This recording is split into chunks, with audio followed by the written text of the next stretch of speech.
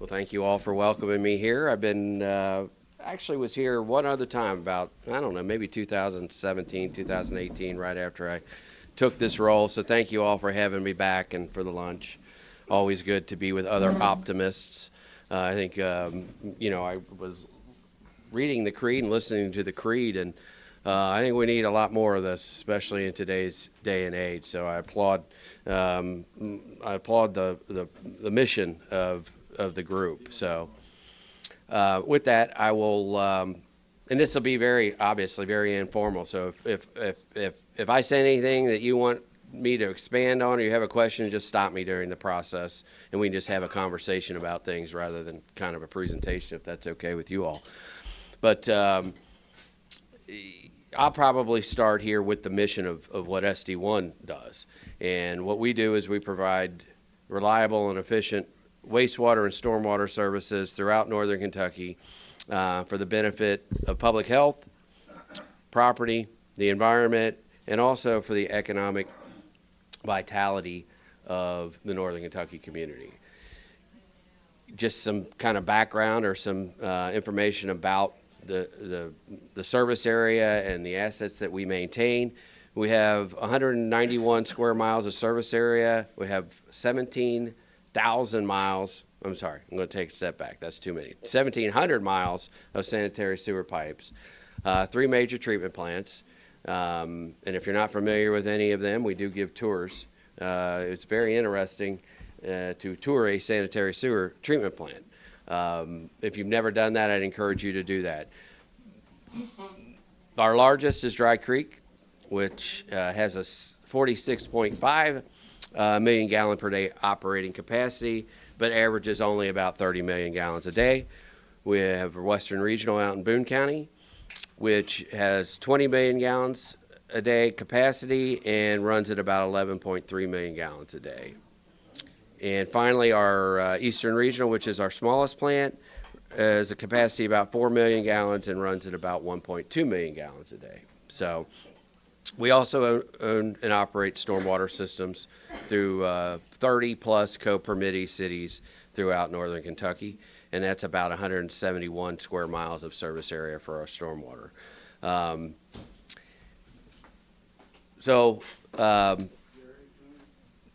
Over the course of time, Janine and I have had numerous conversations about our financial position, so I thought I'd focus kind of on how we operate from a financial perspective. And there's really 3 key drivers of our financial modeling, which we do to establish rates and as far as a debt to equity kind of ratio. And number 1 is our asset management, and it makes up about 40% of all our capital cost. So in order to treat wastewater efficiently and reliably, we have to make sure our assets are in good working order. So what we have is a continual sewer assessment process where we'll go out and we'll look at the pipes, all of our vertical structures, and then we'll prioritize work orders based on probability of failure and consequence of failure. And over the course of time, what we're trying to do is reach an ideal state where basically an ounce of prevention equals a pound of cure. And that's kind of it doesn't really matter if you're managing sanitary sewer systems or any other manufacturing facilities. What you want to do is find that optimal point of proactive maintenance versus reactive maintenance where you're maintaining an efficient system. So we do a lot of that, and we do a lot of analysis. And with the new AI is a big topic now, but we're trying to get as innovative as possible so we can find that optimal, that point of diminishing returns, or knee of the curve, whatever industry term that you would like to use, to find that point where we are being as efficient as possible, because it does make up about 40% of our total capital costs and drives rates. Our second, not by dollar value, but by priority, because our number 1 priority is to treat sanitary sewer and maintain and manage stormwater. You cannot do that if you don't have assets in working order. We spend more money, however, on Clean H2O 40, which is our used to be referenced as our consent decree. They're interchangeable, but the consent decree is an agreement between the federal government and the state of Kentucky and SD1 to eliminate sanitary sewer overflows.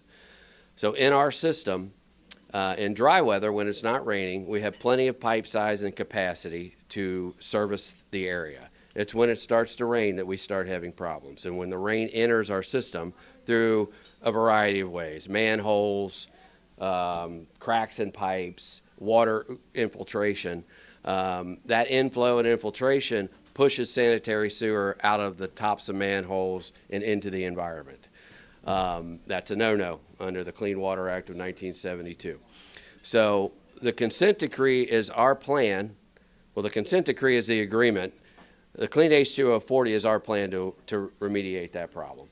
And the consent decree, we don't like to use those terms anymore because it was always, when I was on the board of SD1, always a negative connotation. And we're at the Optimist Club, and I'm an optimist, and I like to look at things positively. And raise your hand if you like clean water. Everybody like clean water? Okay, we have universal agreement that we would like to have clean water. The question is what's reasonable and how much can we afford is really the issue. But Clean H2O40 just means we're going to have clean water by 2040, which is the amended date of our negotiations with the federal government to get our overflows remediated. So by 2040, the end date, we're going to have our sewer overflows remediated. So that's the goal. And the reason that date was chosen is because it was a negotiation. When the EPA came in originally, they said you need to solve this problem by 2025, which is today. Unfortunately, it's a $2 billion program when you add it all up. So we had to go back and renegotiate and said, well, this community just can't afford that right now. But we all agree that I think, as a show of hands, that we do need clean water. So the Clean H2O40 is just that, the program by which we remediate sanitary sewer overflows. How we do that physically, had some conversations before lunch here. As you see large tanks being built, particularly in Fort Wright right now. That's the one on 17 and 275, if you all are familiar with it, is about a 10.5 million gallon holding tank. And what that does is, since our system size doesn't have the capacity to hold that rainwater, those tanks and associated pumps, because you have to pump into those things or pump out depending on the design, will hold that excess water that right now is going into the environment. So when you see those tanks go up, that's to remediate sanitary sewer overflows. And the principle of it is when that water enters the system, those tanks will fill up during the rain events, and then we'll release that slowly as our system clears out, and it'll go to the treatment plants and go back into the environment as clean water. So that's high level, kind of an overview of our consent decree and our Clean H2O40 program. The Clean H2O40 program also has 5-year increments of milestone metrics. So in 2020 or 2019, when we renegotiated the consent decree, our goal, as mandated by the EPA, was to eliminate 20% of all our typical sanitary sewer overflows by July of 2023, which is now, believe it or not, 2 years ago. Time flies. But we completed our first milestone, and we achieved 67% remediation. So we were 3 times better than our metric. And the goal here, I'm talking a lot about our financial position because we have a long-term financial model that takes all of our assumptions and all of our capital costs and operating costs and time value of money to, again, find that optimal point for all of our operations, to be honest with you. But the sooner you do things, the cheaper they are. So our resources and our capital, if we can get them done sooner for the benefit, this operation, SD1, is going to be here in perpetuity. There's no time frame. We're using an artificial time frame called 2040 because that's the end of a consent decree. But in perpetuity, what you want to do is have efficient assets forever, not just in the short term. So we look at long term, short term, and intermediate. And stop me if I'm getting too far in the weeds. But long story short, we're trying to beat the milestone metrics because it makes more financial sense in a nutshell. And we've done a pretty good job of that. And by our next milestone date of 2029, we should have achieved, the metric is to achieve 75%, and we're going to be closer to 90% with all the projects that we have going on. Just to end on kind of the clean H2O 40, those tanks, if you're familiar with them, are okay in certain locations, but you wouldn't want to see those in other locations, particularly residential areas or urbanized areas. And one of the reasons it's difficult with urbanized areas is because real estate's hard to come by. There's already a lot of infrastructure there, and they're very difficult to build. So in Covington, in order to solve our remediation issues for our overflows, what we're doing is we've just started the planning of a 2-mile long, 140-foot deep, 12-foot radius deep rock tunnel, which will basically be same principle as a tank, but it'll be underground. And it'll start in Newport, it will go under the Licking River and follow along the Licking up to James Avenue in Covington. We will have to connect the storm sewer to that, but it'll be a giant, basically, reservoir for stormwater when it rains to keep that from going into the Licking River. So that's a major project. That's about a $200 million project that we've just started designing. So the other aspect, so that's about 50% of our capital. I mentioned asset management was 40. The other 10% comes from the last part of our mission statement, which is the economic vitality of our community.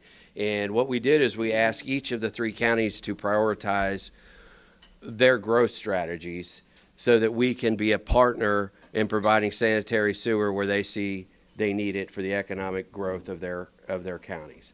When I was on the board, I think there was a lack of understanding about what our board was required to do, and we were looked at to say, well, where are you going to build sewers? That's not for the SD1 board to determine. It's for the planning commissions to determine. It's for the public officials, elected officials, to decide where they want to see growth happen, and what we can be as a partner in that, because we obviously own and construct them. But I also need to budget for that, and we've done that. And the priorities in Boone County right now, and it's been 5 years, so in January of the next year, we're gonna ask them to amend those if necessary. But in Boone County right now, it's the Graves Road interchange and surrounding areas, a lot of growth out there. In Kenton County, it's that southern part, which I'm sure you've seen a lot in the news, but that's their priority area. And then Campbell County, actually, when we did our analysis for our consent decree and looked at all the growth areas, Campbell County actually had negative growth. They were projecting negative growth, but their priorities are NKU expansion and some septic tank removal projects. So that makes up about 10% of our needs.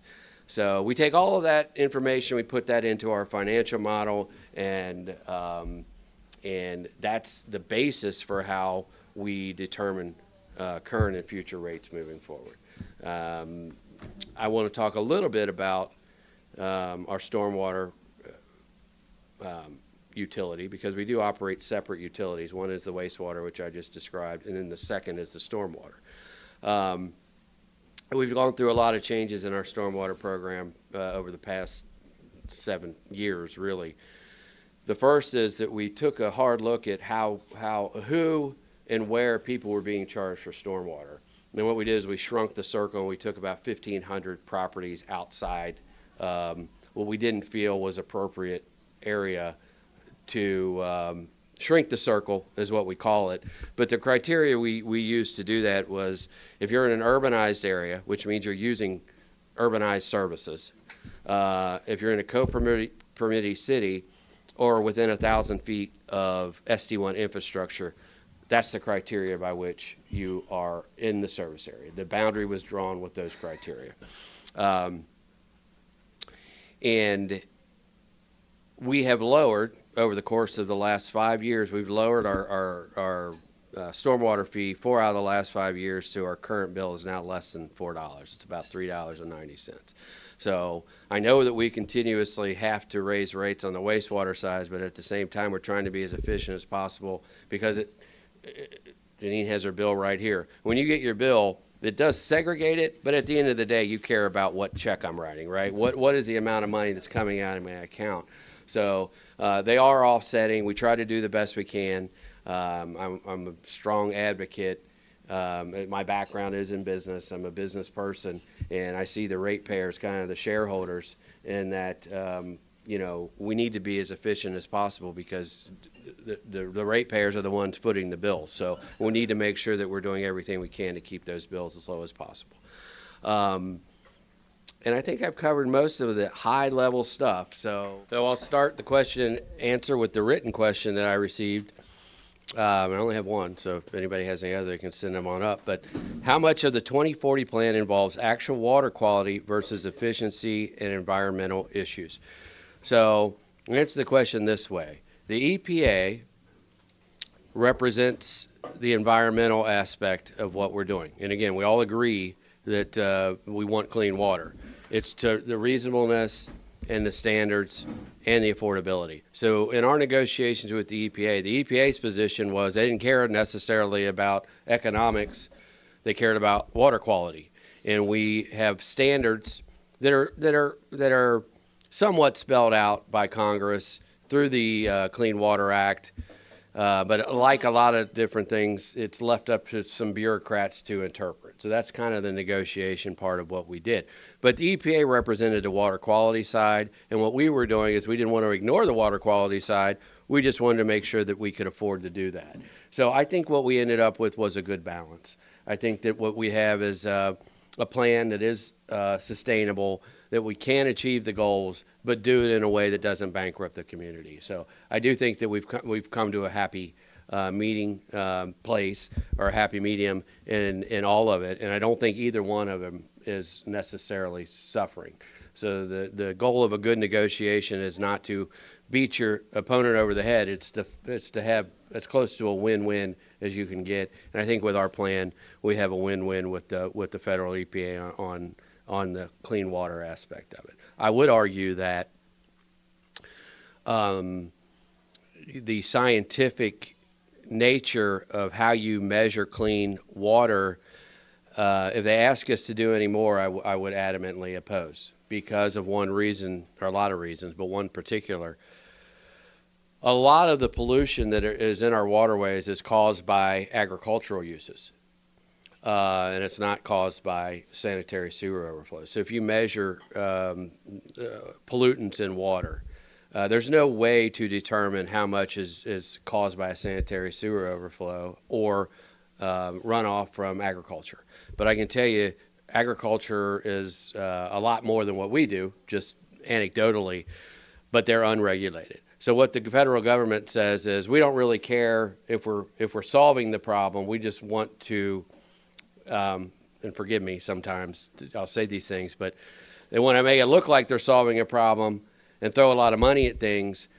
But what we have is scientific data that says, okay, we're willing to do what we're responsible for, but if you're going to ask us to spend another $1 billion, for instance, and not create any more water quality, that's where we draw the line, right? So, I mean, it is. I think we have a good balance, but to ask us to do more at this time for what we're causing the problem, I would take that money and spend it in other areas. And, that might even be a lot of the runoff from parking lots go right into the river. I mean, I would spend more money on those types of things where you have pollutants from roadways versus sanitary sewer overflows. So that's just my personal opinion on that. How clean is our drinking water? Is there a major problem? Well, the good news is I don't have anything to do with drinking water. So I can't answer that question. We are good partners with Northern Kentucky Water District, and they do a very good job, just like we do in what they do. And I do not have any problem. I would have any reason to believe that there's any issues with our drinking water. And the next question. Cost share programs was a question. So what we have on the stormwater side, this is on the stormwater side for municipalities, is if there's a flooding issue in your community, the city themselves, which is a co-permittee, which means they're on the permit, the stormwater discharge permit with us, can notify us, and if there's infrastructure improvements needed, we will split those 50-50 with the city as a, again, another partnership program. We've had a lot of issues where we had private homeowners have flooding issues, backyard flooding issues, or even, property flooding issues. And there was some gray area in the ownership of the infrastructure. And in response to that, SD1, along with a couple other cities, piloted a program where the homeowner would put in 33% of the fix, the city would contribute 33% of the fix, and SD1 would contribute. Again, trying to resolve issues, not just argue about them all the time. We found a program or piloted a program, and now we made it permanent, where if you have private issues that have some degree of gray area as far as responsibility, instead of suing each other and fighting over it, we say, okay, let's all throw some money in the pot and get this resolved and moved on down the road. So we created that program that's still out there and exists. We do have stormwater technical assistance, which isn't used as much, but if your city has, or municipality, it's counties even, anybody who's a co-permittee, if you have issues that you're not sure where the problem is emanating from, we will help with a technical assistance program where we will provide engineering to help solve that problem that may turn into a cost share program into the future. But we are trying to do as much as we can to help with overland flooding, which is totally different than sanitary sewer overflows. And the difference is sanitary sewer overflows, Clean H2O 40 consent decree is when it gets in and pushes sewer out. And the overland flooding is when there's just, it doesn't even have to be infrastructure there necessarily. Flooding issues in general, heavier rains than you've ever seen or whatever it might be, we're here to help in that respect. So would you kind of, go ahead. Yeah. I got a couple of questions that lead into a question. Sure. Is SD1 similar to MSD in the fact that the older neighborhoods still have a combination sewer system? Yes. And if you could explain to everybody here and our viewers on PBNK what a combination sewer system is. Sure. I've kind of kept this real high level and talking in general about the sanitary sewer, but we do have two types of sewers. One is a separated system, which you see in newer areas. Mainly Boone County has primarily all separated sewers. Because today when you develop real estate, you have a separate storm system from your sanitary. But back when Covington and Newport were developing, they all went into the same pipe. They still exist, and they're called combined sewers. So the sewer and the stormwater all goes into the same location. So it's a different metric, honestly, for the CSO, which is the combined sewer overflows, than the SSOs, which are the separated sewer overflows. We're required to eliminate all separated, but we only have to recapture 85% of the combined, and that's because it's so diluted because of the mixture that the water quality aspect doesn't really change much. Does that make sense? So, go ahead. Well, it was my understanding when both sewer systems, MSD and SD1, raised their rates considerably, it was to revamp all the inner city stuff and separate the sewer system. Was that the plan, or was I misinformed? It's not all of the money because we certainly have separated sewers and they overflow, and those tanks that you're seeing, that's not a combined system. Those are all separated sewer. We're focusing on the separated sewer first because it's not as diluted as the CSOs.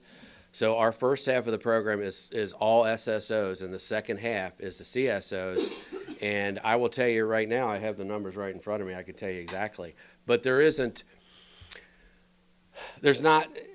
a significant difference in the cost of doing both. Now, some of the reason has become the original program had a whole lot more cost, and we came back and had this engineering competition and said how we do this the most efficient way. That lowered the cost, which brought those a little bit more in line. But to your original point, newer communities don't have as many problems because they're newer communities. But they're not always going to be newer communities, and but yes, I would say on premise, on the surface, the CSO communities are more problematic just because of the age of the system, and they have different types of systems. And the tunnel project that I mentioned, is going to be very expensive, and that's a CSO community.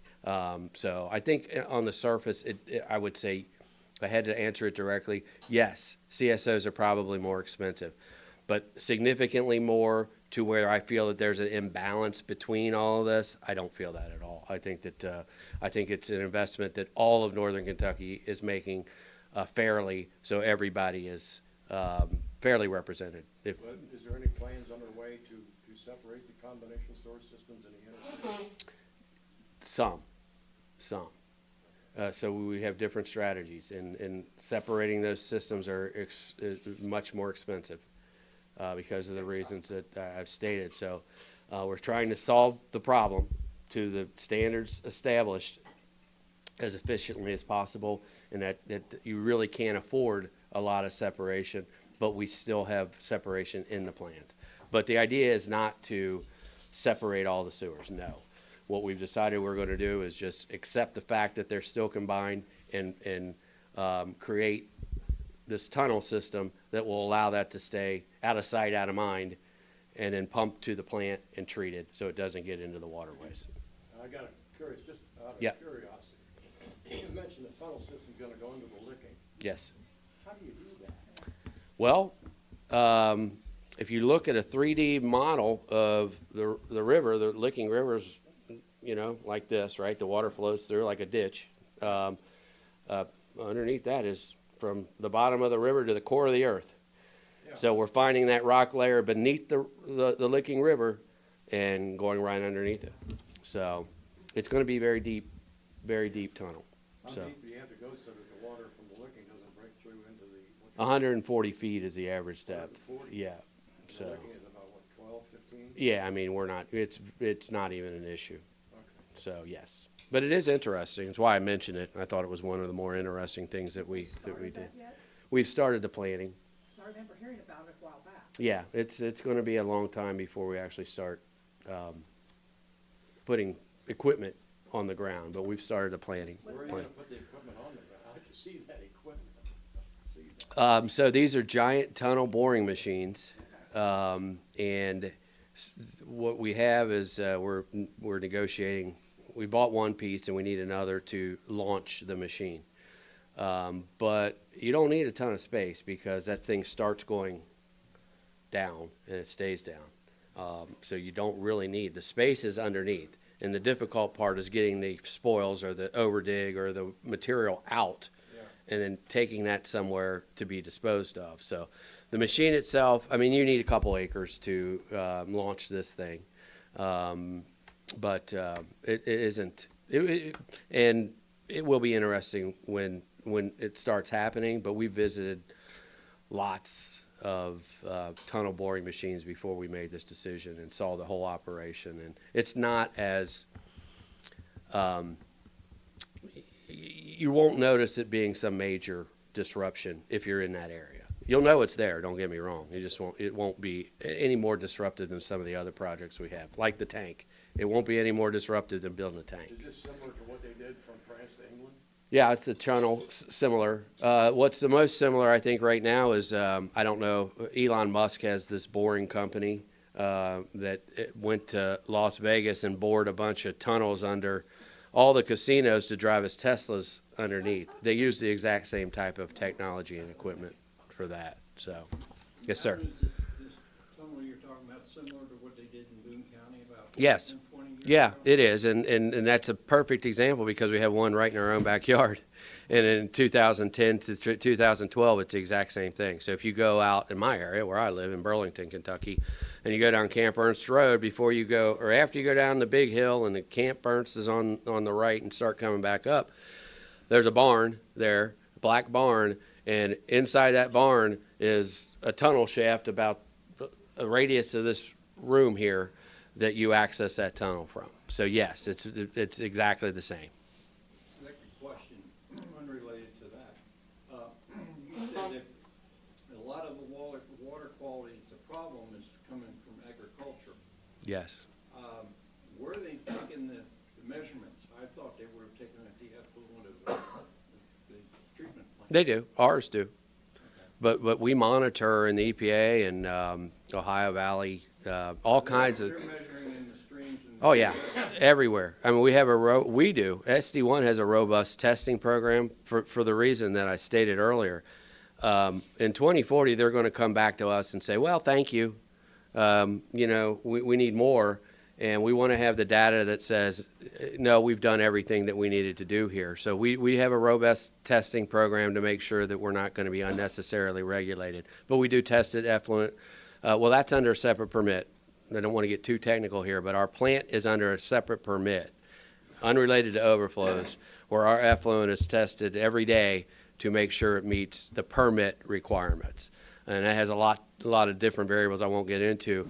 The water quality itself, we test all the waterways, and we have a map. And you've seen it when we talk about our programs, that we have a scoring system where the creeks and streams and rivers based on pollution levels. And some are green, some are yellow, and some are red. But the red ones aren't, I use agriculture as an example because there's a lot to do with that, but it's also other pollutants from industry on the Ohio.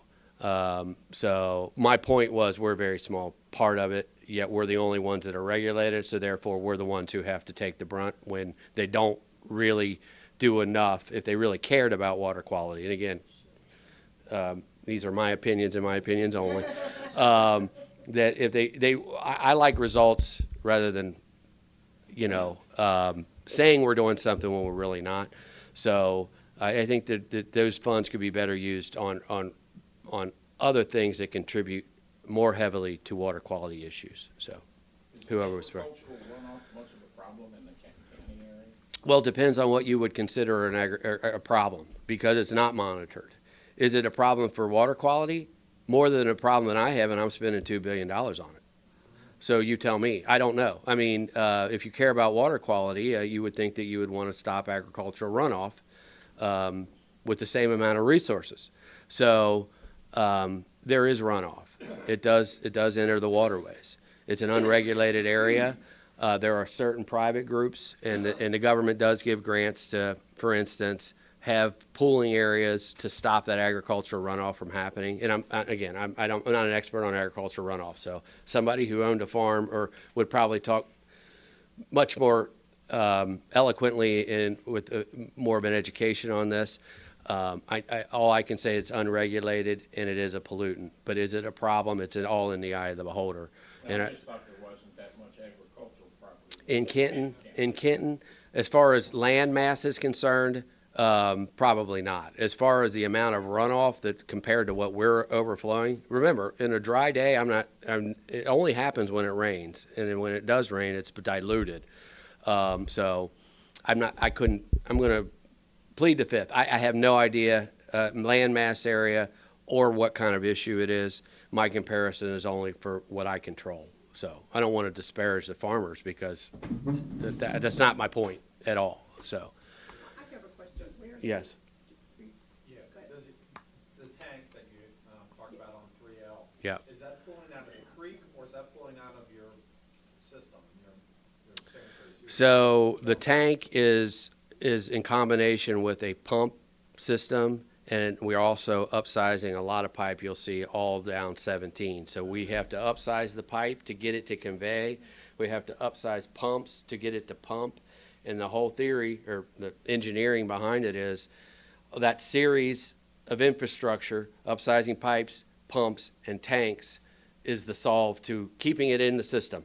So we have to do all of that. We just can't put the tank, or it's going to come out somewhere else, right? You have to get it into the tank, and it's got to be conveyed to the tank, which means if you had a pipe this size, you got to make the pipe this size. And it's all got to dump into a pumping station that has enough rate to get it into the tank before it starts getting out, right? So that's coming out of your system, not out of that creek there. No, we're keeping it from going into the creek. It's the opposite. We're trying to keep what is in our system in the system versus spilling over into the creek. And that creek's right next to that area there, right next to our Lakeview plant. And then the tank's So- got to be re-emptied, right, to make room for the next event? Yep. So, I mean, all of this is prefaced on a negotiation with the EPA on storm size. So we are designing everything to a typical year storm. But if it rains harder, we're still going to have overflows. There's just no getting around it. And that's where the Clean Water Act doesn't say thou shalt not overflow in a 2-year storm. It says thou shalt not overflow. So you'd have to take every piece of real estate that exists and put a holding tank on it if you wanted to solve for, let's say, 100-year storm, right? I mean, so it all has limitations. So then it gets back to reasonableness and affordability, and then ultimately water quality is already been dictated by the laws, and we just try to manage it to the best we can. Here, I actually used to live on Eastern Avenue many years ago, and I know where as the river comes up to Eastern Avenue, and I know where the St. James Park is. Yeah. And you say this is gonna be a tunnel. I remember that way back when you talked about it. Right. There's a retention, there's a tank there that's gonna be buried underneath the playground there, or the? Well, it's going to be a 140-foot, 12-foot diameter tunnel. So, It's gonna be underneath, you'll still be able to play baseball. oh yeah, you won't. I mean, I think. So we met with the city of Covington here in the last few weeks, just to kind of give them an update on where we were and let them know that we were going to be doing this. You won't ever know it was happening. If you're there in the area, you won't know that there's. I mean, we're 140 feet in the ground in rock. So now, this is a big tank, and then where does that water go from there? It will be pumped out, It just just holds it- very Put it similarly. back up, they put it back out then? Yes, it will come. So the tank is above ground, and we're pumping into it. It's above ground? Well, hold on. I'm describing what's two different systems here. So the tank that we talked about over here is pumping into that tank. And then it slowly gravity feeds to the plant when it stops raining. This tunnel underneath, we're going to have all the collection pipes at some point connecting to the tunnel. You have to have points to get the water into the tunnel. Then at the end of the tunnel, you have a giant pumping station that pumps it out and sends it to the plant. So they're exactly the same engineering. It's just sometimes you're pumping in and sometimes you're pumping out. But the whole premise is find as big of enough area to hold as much water as you can for a temporary period of time when it rains, and then pumps it to the plant instead of into the environment. And it comes out treated versus polluted. So that's the theory. And not theory. That's the engineering behind all of it. So And the other thing is it comes out in a controlled manner. yes. Instead of an overflow. Yes, comes out, and the biggest part is it'll actually make it to the plant. It gets treated at the plant over time, right? Now, I just said, if it rains a 100-year storm for 10 days, right, you're not going to recapture it all. You're only going to be able to capture what you can recapture, but that's where the science comes in. That's what we've agreed with the first question. What's realistic? What's reasonable? What can we agree on, which is always what optimists like to do, is find the agreeable parts and then work towards a solution. And I'll end with that. No matter what I've said today, I'm very, very pleased with the EPA right now. As far as we're concerned, we have a great relationship with the state right now. And I think we're working in the best interest of Northern Kentucky in a reasonable, affordable way to solve real environmental issues that everyone should be concerned about. And again, I don't want to, since this is on TV, I don't want anybody in the agriculture industry thinking that I have any issue with that. So with that, I appreciate it very much. I appreciate the lunch. It's always a pleasure to come in and talk to folks. I don't get out here often, but when I do, it's always a pleasure. So I thank you for the invite. You ever want to hear me again in 5 years or whatever? I don't know. I'll still be around, but thank you very much.